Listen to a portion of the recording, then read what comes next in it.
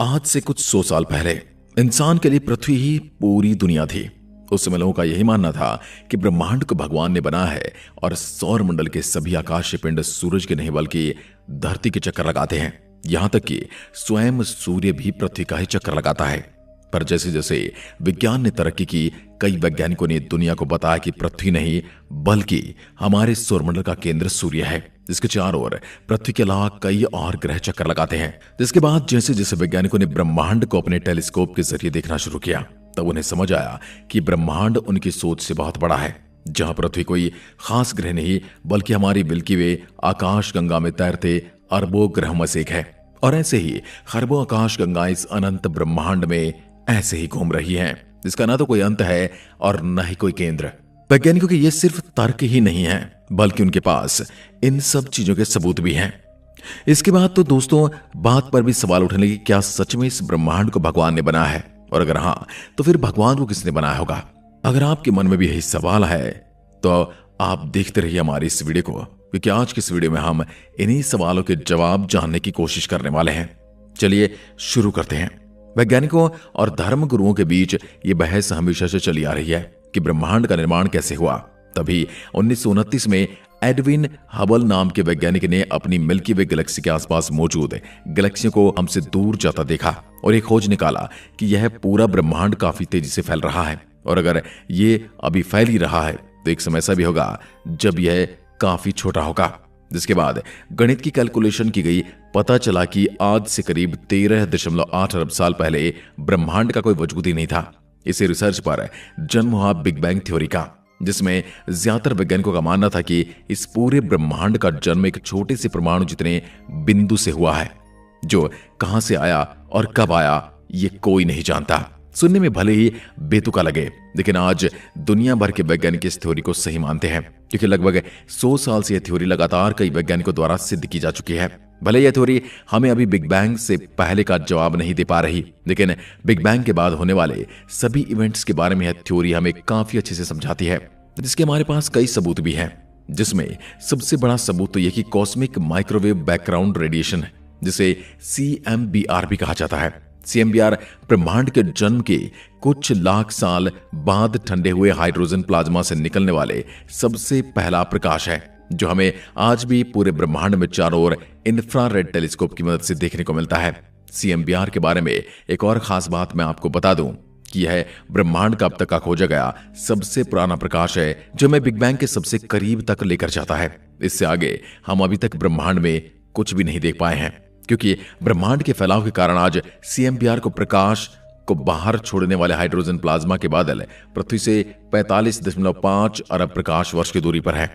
इसलिए हम हमारे ऑब्जर्वेबल यूनिवर्स की त्रिज्या यानी रेडियस को 45.5 अरब कहते हैं। चलिए अब अपने सवाल पर वापस आते हैं। तो ऐसा कि हमने कहा कि बिग बैंग थ्योरी के अनुसार इस ब्रह्मांड का निर्माण कुछ नहीं से हुआ है, जिसका फैलाव के पीछे भी एक तरह की खास प्रोग्रेस है, जिसे वैज्ञानिकों ने कॉस्मिक इन्फ्लेशन नाम दिया है। और यह प्रोसेस ब्रह्मांड के अस्तित्व में आने पर 1 सेकंड के ट्रिलियनवे हिस्से से भी शुरू हुआ था। अगर एक्यूरेट कहूं तो सेकंड के 10⁻36 हिस्से, जो केवल सेकंड के 10⁻32 हिस्से तक चला। लेकिन इस सेकंड के छोटे से हिस्से में जो सिंगुलैरिटी कुछ नहीं से अस्तित्व में आई थी, वह एक परमाणु के आकार से बढ़कर कॉस्मिक आकाश तक पहुंच गई। यानी इतने छोटे से इस समय में ही लगभग इस पूरे ब्रह्मांड का निर्माण हो गया। अब यह प्रोसेस क्यों हुआ या फिर कैसे हुआ, इसके पीछे वैज्ञानिकों को कुछ भी नहीं पता है। लेकिन इस प्रोसेस के खत्म होने पर ब्रह्मांड अपना लगभग आकार पूरा ले चुका था, और अब वह प्रकाश की रफ्तार से और भी बढ़ता जा रहा था, जिसके बाद मौजूद प्योर एनर्जी अब धीरे धीरे ठंडी होने लगी थी, जिससे इस एनर्जी ने प्लाज्मा का निर्माण किया, जिसके कुछ और समय बाद इस प्लाज्मा के भी ठंडा होने से इलेक्ट्रॉन, प्रोटॉन, न्यूट्रॉन जैसे परमाणु पार्टिकल्स का निर्माण हुआ, और धीरे धीरे इन्हें भी पूरी तरह से एक परमाणु का रूप ले लिया। शुरुआत में इस पूरे ब्रह्मांड में केवल हाइड्रोजन और कुछ मात्रा में हीलियम का निर्माण हुआ, लेकिन बाद में ग्रेविटी ने अपना काम शुरू किया और धीरे धीरे ये सभी परमाणु एक दूसरे के करीब आने लगे, जिससे बड़े बड़े तारों, ग्रहों और फिर आकाश गंगाओं का निर्माण आरंभ हुआ। और कुछ अरब साल बाद ये ब्रह्मांड बिल्कुल उसी तरह का बन गया जैसा हम आज इसे अपने आसपास देखते हैं। और यह सब कुछ हमें बिग बैंग थ्योरी से ही पता चला है। पर जैसे कि मैंने अभी थोड़ी देर पहले कहा था कि ये थ्योरी हमें ब्रह्मांड के जन्म के बाद होने वाले सभी प्रोसेस के बारे में बताती है, लेकिन ब्रह्मांड का जन्म कैसे हुआ और इससे पहले क्या था, इसके बारे में यह थ्योरी हमें कुछ भी नहीं बताती। इसका एक कारण यह भी है क्योंकि ब्रह्मांड के जन्म से पहले समय और भौतिकी के नियमों का कोई भी अस्तित्व ही नहीं था। इसलिए हमारी सोच, समझ और टेक्नोलॉजी उससे आगे शायद कभी देखी भी नहीं पाएगी। लेकिन यहां भी कई वैज्ञानिकों ने हार नहीं मानी और ब्रह्मांड के जन्म से पहले और उसके जन्म के बारे में कई अलग अलग थ्योरीज और हाइपोथेसिस दे दी, जिनका कोई सबूत तो नहीं है, लेकिन इनसे इनकार करना या फिर इन्हें गलत कहने का भी हमारे पास कोई सबूत नहीं है। तो चलिए जानते हैं इनके बारे में। ब्रह्मांड के जन्म के बारे में बताने वाली सबसे पहली थ्योरी का नाम है ब्लैक होल एरा, जिसे जॉन ए बॉरो नाम के वैज्ञानिक ने दिया था। इस थ्योरी पर फोकस करके हमारे ब्रह्मांड के सबसे बड़े दानव ब्लैक होल पर है, जो खुद ही स्पेस और टाइम से परे है, क्योंकि इनके अंदर समय नाम का कोई अस्तित्व नहीं है और उनकी ग्रेविटी के सामने कोई भी टिक नहीं सकता। खुद प्रकाश भी इसे पार नहीं कर सकता। इसलिए इस थ्योरी के मुताबिक जिस तरह हमारे ब्रह्मांड का आकार बढ़ता जा रहा है, उसी तरह इस ब्रह्मांड में मौजूद ब्लैक होल भी लगातार अपने आसपास के तारों, ग्रहों और आकाश गंगाओं को निगलकर अपना आकार बढ़ा रहे हैं, जिसके कारण एक समय ऐसा आएगा जब इस पूरे ब्रह्मांड में कोई तारा या आकाश गंगा नहीं बल्कि केवल कुछ ब्लैक होल ही बचेंगे और बाद में ये भी आपस में टकराने लगेंगे, जिससे केवल अंत में एक ब्लैक होल ही बचेगा, जिसके अंदर आप, मैं, पृथ्वी और पूरी आकाश गंगाओं एक साथ समय और पूरा ब्रह्मांड मौजूद होगा। यानी इस पूरे ब्रह्मांड की सभी एनर्जी प्योर फॉर्म में इसके सिंगुलरिटी के अंदर होंगी। इसमें दोबारा से एक धमाका होगा और इससे फिर दोबारा समय और एक नए ब्रह्मांड का निर्माण होगा, जहां यह सभी प्रोसेस दोबारा से स्टार्ट होंगे। नए नए तारे, आकाश गंगाएं और ग्रह बनेंगे, जिनमें से शायद कुछ पर आज की तरह जीवन भी होगा। इसी तरह ब्लैक होल के द्वारा इस ब्रह्मांड का निर्माण और नाश होता रहेगा, वह भी अनंत समय के लिए।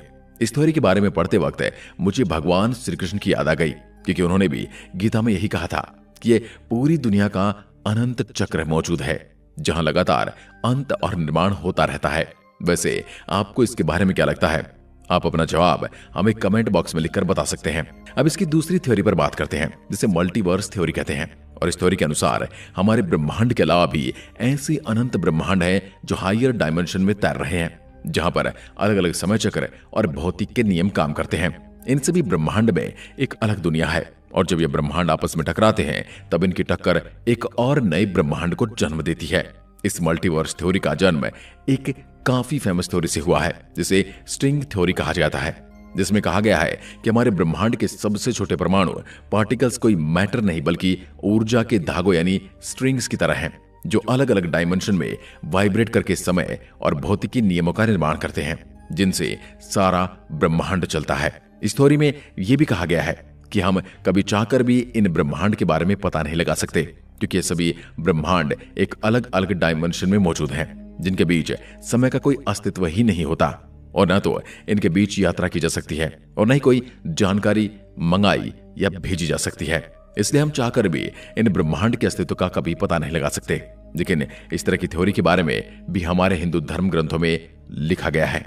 इसके बाद एक और काफी मशहूर थ्योरी है, जिसे इटर्नल इन्फ्लेशन नाम दिया गया है। इस थ्योरी की विगत जगत में काफी चर्चा रहती है और बिग बैंग से जुड़ी कई ऐसे सवालों का जवाब देती है जो वैज्ञानिकों के लिए काफी जरूरी है। इटर्नल इन्फ्लेशन थ्योरी को सबसे पहले 1980 में एलन गूथ नाम के वैज्ञानिक ने दिया था, जिनका कहना था कि हमारा यह ब्रह्मांड किसी और ब्रह्मांड में मौजूद ब्रह्मांड है, जिसका निर्माण उस ब्रह्मांड में होने वाले कॉस्मिक इन्फ्लेशन से हुआ है। और जैसे कि हमने आपको थोड़ी देर पहले बताया था कि कॉस्मिक इन्फ्लेशन एक ऐसा प्रोसेस है जो हमारे ब्रह्मांड के शुरुआती फैलाव के लिए जिम्मेदार माना जाता है, क्योंकि यही प्रोसेस ब्रह्मांड के निर्माण के दौरान छोटी सी सिंगुलैरिटी को अनंत दूरी में फैले ब्रह्मांड जितना बड़ा बनाता है। तो इसे तरह से देखा जाए तो इटर्नल इन्फ्लेशन बस यही कहता है कि कॉस्मिक इन्फ्लेशन कुछ भी नहीं बल्कि किसी ब्रह्मांड के अंदर बनने वाले कई और नए ब्रह्मांड होते हैं, जो अपने निर्माण के साथ भी लगातार फैलने लगते हैं, क्योंकि इनके अंदर भी इन्फ्लेशन प्रोसेस शुरू होने के कारण कुछ और नए ब्रह्मांड बनने लगते हैं। इस तरह अनंत ब्रह्मांड एक ऐसा चक्र बनता है जिसमें कौन सा ब्रह्मांड पहले वाला है और कौन सा बाद का, ये पता लगाना बिल्कुल नामुमकिन सा हो जाता है। और सबसे बड़ा सवाल तो ये है कि थ्योरी भी इस सवाल का जवाब नहीं देती कि सबसे पहले ब्रह्मांड का निर्माण कैसे हुआ था, जिसमें ये सभी इन्फ्लेशन शुरू हुआ। अब जो भी हो, लेकिन दुनिया भर के वैज्ञानिकों को इस थ्योरी पर ज्यादा यकीन है, लेकिन अभी तक हमारे पास ज्यादा सबूत नहीं है। कुल मिलाकर कहा जाए तो ये सभी वैज्ञानिक थ्योरी हमें ये बताने की कोशिश तो करती हैं कि हमारे ब्रह्मांड का निर्माण कैसे हुआ, लेकिन इनके पास ये भी जवाब नहीं है कि उस एनर्जी का निर्माण कैसे हुआ जिससे ये सभी अलग अलग ब्रह्मांड के बनने का प्रोसेस शुरू हुआ था। और न ही ये सभी थ्योरी इस सवाल का जवाब देती हैं कि क्या इन्हें बनाने में किसी भगवान जैसी शक्ति का हाथ है।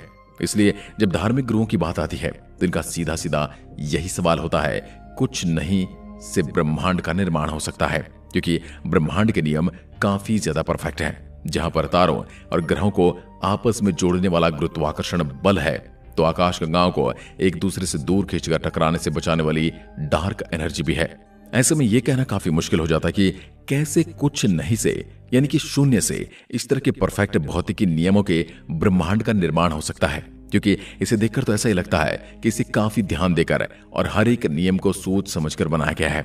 अब इसका जवाब विज्ञान के पास तो है नहीं, पर इसका मतलब यह भी नहीं है कि हम बिना सिर पैर की बातें वाले लोगों को आंख बंद करके मान लें, बल्कि हमें अभी के लिए तो यही मानना होगा कि सवाल का जवाब किसी के भी पास नहीं है, न ही वैज्ञानिकों के पास और न ही किसी धर्मगुरु के पास, क्योंकि किसी सवाल का जवाब सही तभी माना जाता है जब उससे जुड़े हमारे पास कोई सबूत हो, जो कि अभी तक किसी के भी पास नहीं है। वैसे मैं आपसे जानना चाहता हूं, आप इसके बारे में क्या कहना चाहते हैं? क्या ब्रह्मांड का जन्म शून्य से हुआ है, या फिर ये एकदम से प्रकट हुआ है, किसी सुपर पावर यानी किसी भगवान ने इसे बनाया है? कमेंट में लिखकर जरूर बताएं। एक बार फिर मिलते हैं, तब तक के लिए नमस्कार, जय हिंद, जय भारत।